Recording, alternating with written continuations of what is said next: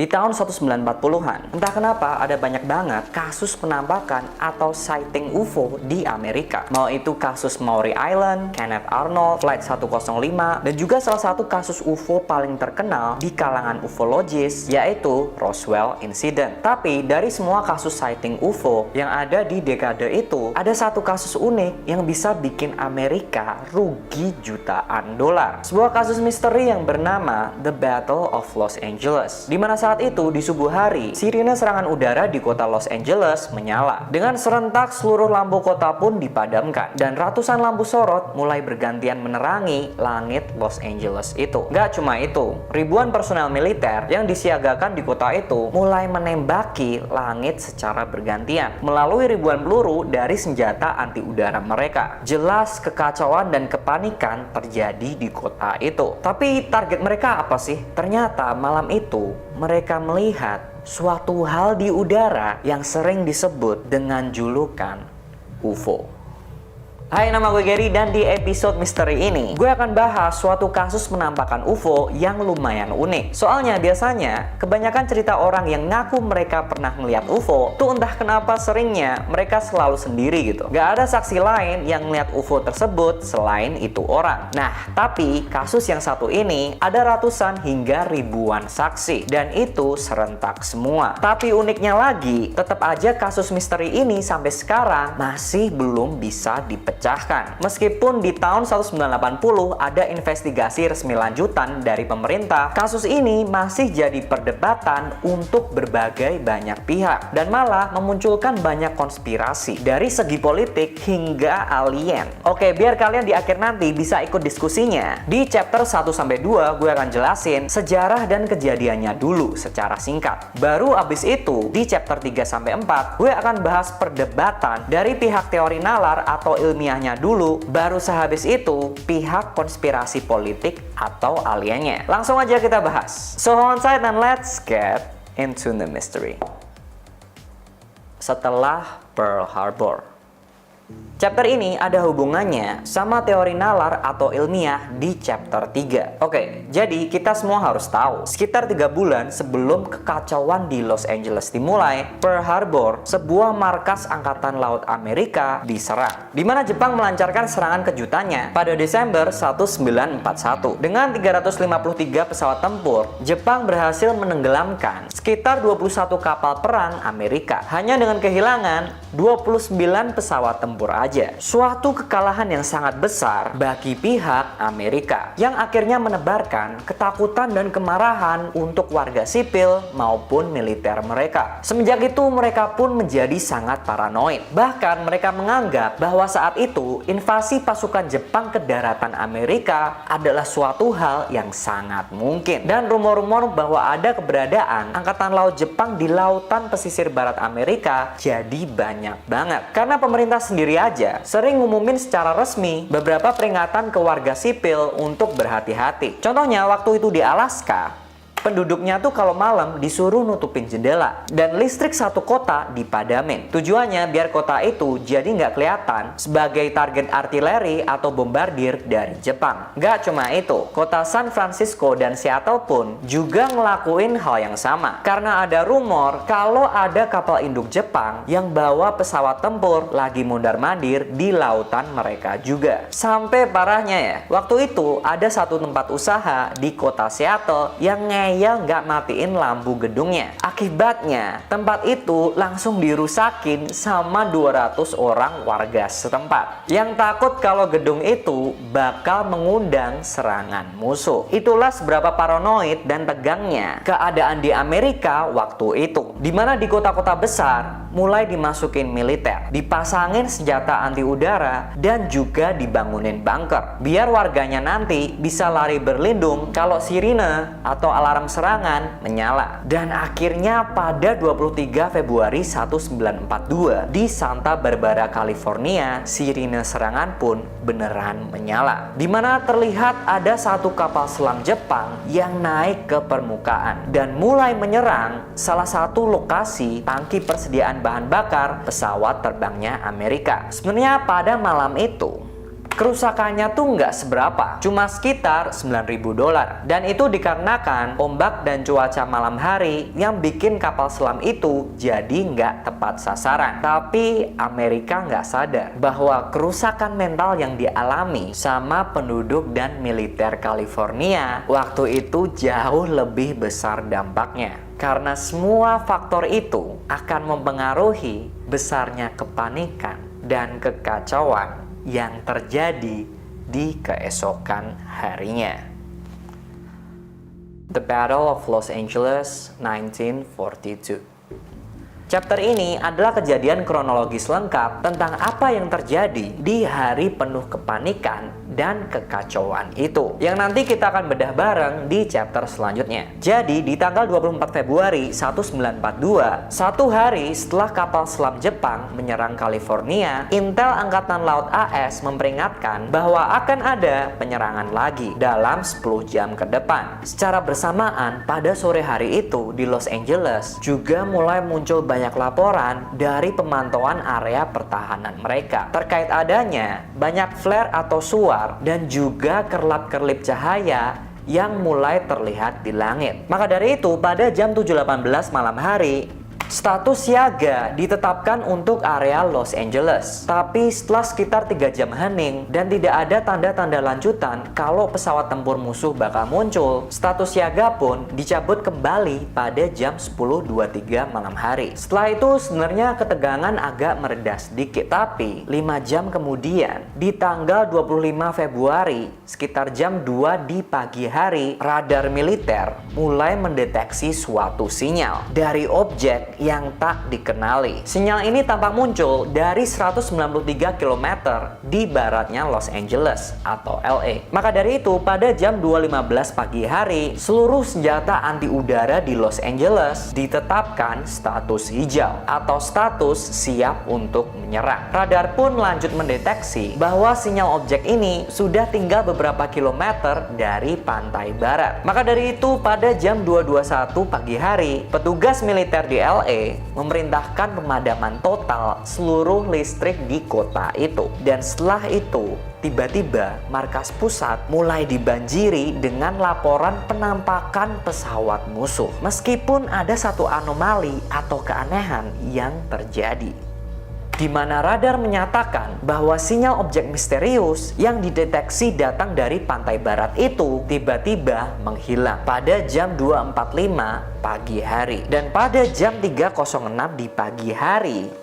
akhirnya sebuah penampakan balon misterius yang membawa suar merah terlihat melayang di Santa Monica. Dan tiba-tiba ada 4 senjata anti udara mulai menembaki langit Los Angeles. Dan senjata anti udara yang lain pun mengikuti. Setelah itu dilaporkan bahwa langit Los Angeles pada subuh hari itu terlihat meledak seperti gunung meletus, di mana ada 1.440 amunisi anti udara yang diterbangkan pada langit gelap itu. Kepanikan dan kekacauan turun di kota itu. Dan laporan yang diterima oleh markas pusat pun sangat beragam-ragam kacau. Ada yang bilang mereka melihat jumlah musuh dari 1 sampai 100 pesawat. Ada yang bilang ketinggian terbang musuh berada di 1.000 sampai 20.000 kaki. Ada juga yang bilang kecepatan terbang mereka ada dari yang sangat lambat sampai yang 321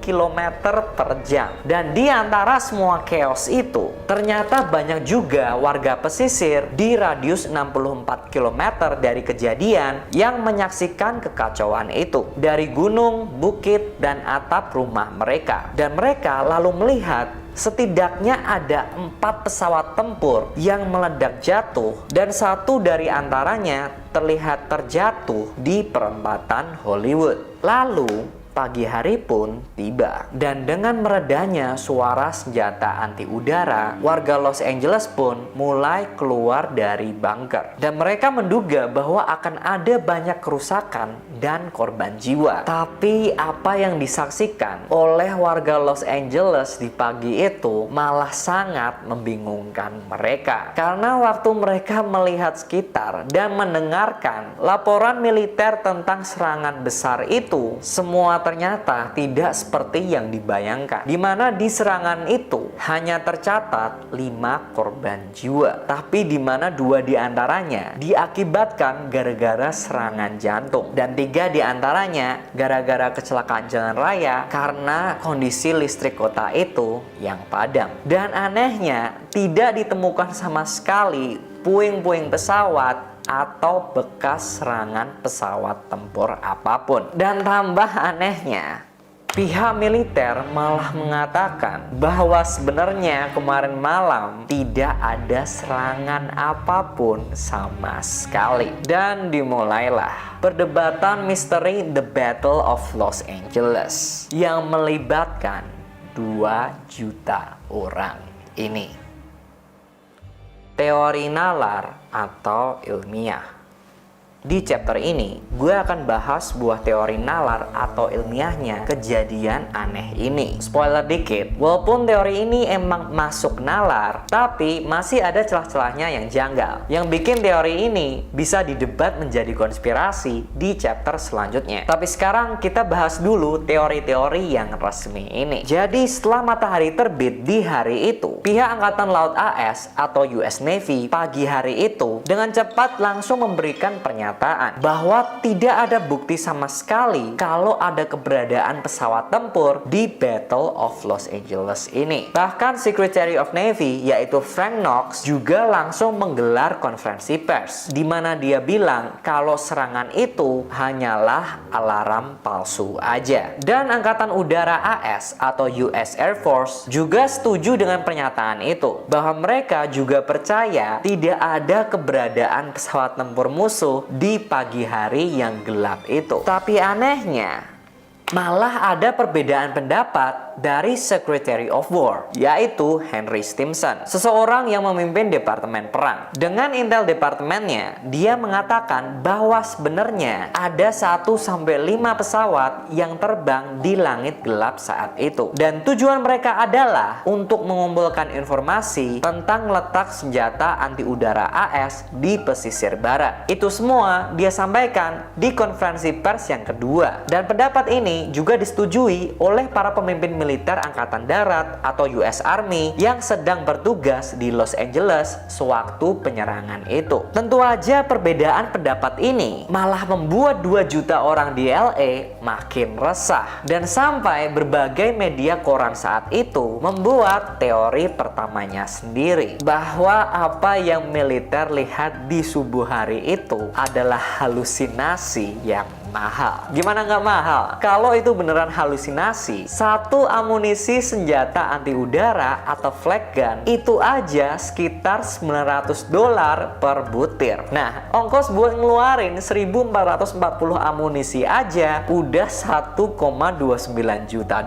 Belum kerusakan-kerusakan yang lain yang disebabkan sama serpihan ledakan atau selongsong amunisi itu. Dan seperti apa yang gue ceritain di chapter 1, build up ketegangan tambah paranoidnya warga dan militer saat itu tuh tinggi banget. Ya contoh ya, kayak kalau lu ngelewatin kuburan malam-malam, yang lu dapat kabar terus kalau kuburan di situ tempatnya angker. Meskipun sebenarnya nggak selalu ada makhluk lain, tapi gara-gara lu takut dan kepikiran terus, lu jadi bisa halusinasi yang aneh-aneh. Sama dengan militer AS, karena selama ini mereka selalu expect akan ada pesawat yang akan nyerang mereka. Maka dari itu, begitu mereka ngelihat mungkin asap, burung, bintang, dan lain-lain, di dalam pikiran mereka itu semua kelihatan kayak pesawat. Oke, lanjut ke teori nalar kedua yang datang setelah perang selesai. Waktu itu Jepang sudah menyerah, di mana akhirnya Jepang mengakui bahwa pada subuh hari itu mereka sama sekali tidak mengirim pesawat tempur ke langit Los Angeles. Pengakuan ini juga disertai dengan bukti dokumen-dokumen yang lengkap yang cukup mendukung pernyataan Jepang ini. Dan 40 tahun kemudian, di tahun 1983, pihak investigasi lanjutan resmi dari Angkatan Udara akhirnya berbicara. Mereka menyatakan bahwa yang militer AS tembaki saat itu hanyalah balon udara cuaca aja, di mana bentuknya cukup memancing tembakan pertama dari senjata anti udara. dan yang lain pun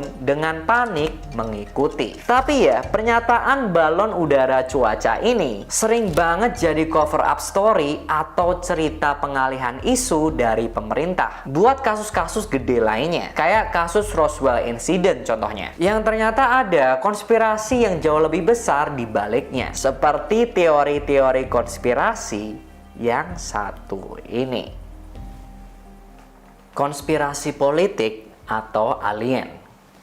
Chapter ini akhirnya akan membahas sebuah konspirasi yang menggabungkan laporan kejadian di chapter 2 dan teori nalar di chapter 3. Gue akan coba bahas konspirasi ini dengan fakta-fakta yang mendukung dulu. Baru sehabis itu juga dengan fakta-fakta yang mungkin bisa mendibang atau menyanggah konspirasi ini. Oke, mari kita mulai bahas. Konspirasi UFO atau alien. UFO adalah singkatan dari Unidentified Flying Object atau objek terbang yang tak dikenal. Jadi sebenarnya UFO itu nggak melulu soal alien. Bisa aja itu adalah teknologi terbang musuh yang masih belum dapat dikenali. Konspirasi ini didukung dengan beberapa fakta. Yang salah satunya adalah adanya sinyal objek misterius di subuh hari itu. Kalau ingat, sinyal itu ditangkap oleh radar militer di sekitar jam 2 pagi dan tiba-tiba menghilang di jam 2.45 pagi hari. Dan juga ada foto saat itu yang menunjukkan di mana ada satu momen di tengah penyerangan itu, ada banyak sorot lampu yang lalu menyoroti satu titik. Dan senjata anti udara secara bergiliran menembaki satu titik tersebut yang sekilas terlihat seperti piring terbang. Oke, mungkin itu adalah balon udara cuaca seperti yang dilaporkan Henry Stimson. Tapi, kenapa balonnya nggak jatuh-jatuh setelah dibombardir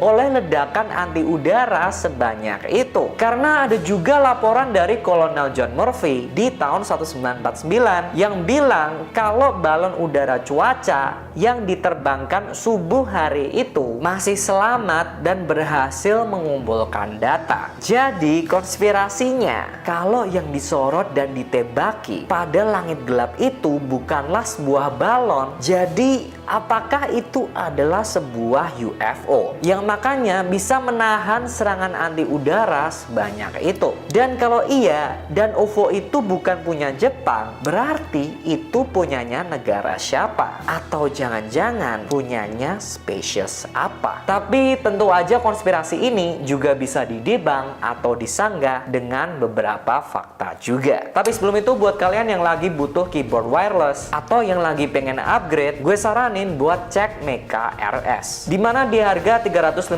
ribuan kalian udah bisa dapat mechanical keyboard yang wireless, suara renyah, dan gak ribet. Cek aja dulu linknya di deskripsi. Oke, kita balik mendibang sinyal objek misterius itu. Di sini kita harus paham bahwa perlengkapan radar Amerika di zaman itu, apalagi di pesisir barat, dinyatakan oleh inspektor radar dari Inggris sangat tidak bisa diandalkan. Dimana akan ada kemungkinan bahwa perlengkapan radar tersebut bisa mengeluarkan sinyal palsu. Kalau untuk foto kejadian yang beredar tersebut, banyak orang juga mengklaim pada zaman itu bahwa foto juga udah bisa diotak-atik. Dimana intinya dengan mengatur kontras cahaya, seorang fotografer bisa menimbulkan efek-efek tertentu yang diinginkan di foto itu. Soalnya ada juga beberapa foto lain sewaktu penyerangan itu, dan semua kebanyakan tidak menunjukkan dengan jelas saat itu militer menyorot apa dan kemana. Dan kalau emang beneran ada UFO saat itu, mau itu punya negara lain atau spesies lain, motif mereka tuh ngapain gitu? Kalau milih buat mata-mata, kenapa nggak nungguin situasinya reda dulu? Dan harus banget melayang selama itu di atas kota yang lagi high alert. Kalau menurut gue pribadi, itu agak nggak masuk akal. Tapi ada juga konspirasi politik yang buat gue lebih masuk akal, yaitu Henry Stimson dari Departemen Perang cuma bikin cerita. untuk menutupi kesalahan militer AS yang sangat nggak kompeten. Soalnya pertama, kalau subuh hari itu memang ada balon udara cuaca yang emang dijadwalin terbang, kenapa pihak pertahanan nggak ada yang diberitahu gitu. Kedua, dan mungkin emang bener ada 1-5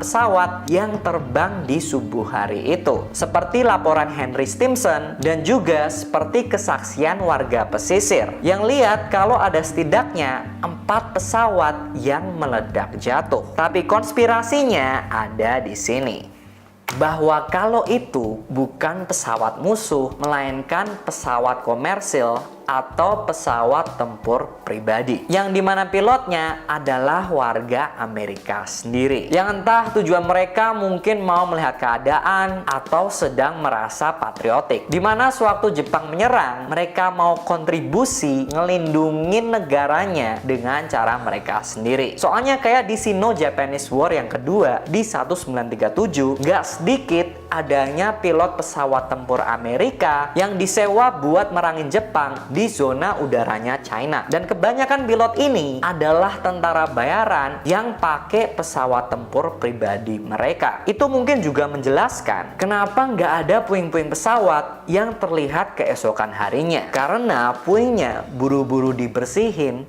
sama pihak militer. Dan mungkin juga 5 korban jiwa yang dilaporin itu gak semuanya dikarenakan serangan jantung atau kecelakaan lalu lintas, tapi beberapa adalah korban dari insiden pesawat tempur pribadi ini. Soalnya agak gak mungkin kalau cuma gara-gara takut aja pemimpin militer jadi bisa halu bayangin ada banyak pesawat. Banyak yang ngira pasti itu juga karena mereka beneran dengar suara mesin dari beberapa pesawat yang saat itu terbang. Tapi kenapa insiden itu ditutup-tutupin? Ya bayangin aja, di 1942 mereka butuh dukungan warga sipil buat mendanai dan juga ikut perang. Menurut lo bakal gimana pendapat warga Amerika kalau tahu jutaan dolar yang dihabisin malam itu dipakai cuma buat nyerang pesawat warga Amerika sendiri? Tapi menurut lo gimana? Apakah kasus ini merupakan kasus halusinasi terbesar di sepanjang sejarah? Atau emang sebenarnya di subuh hari itu ada konspirasi lebih dalam yang terjadi dari sekedar kesalahan militer aja? Apapun itu, sampai sekarang kebanyakan orang masih setuju kalau misteri The Battle of Los Angeles ini masih belum bisa terpecahkan. Thank you udah nonton. Cerita ini adalah salah satu cerita request dari kalian. Buat kalian yang mau request, komen aja di bawah, karena gue biasa di community akan buka polling buat video gue yang selanjutnya. Like dan subscribe kalau lu suka konten beginian, dan tonton video gue yang lain.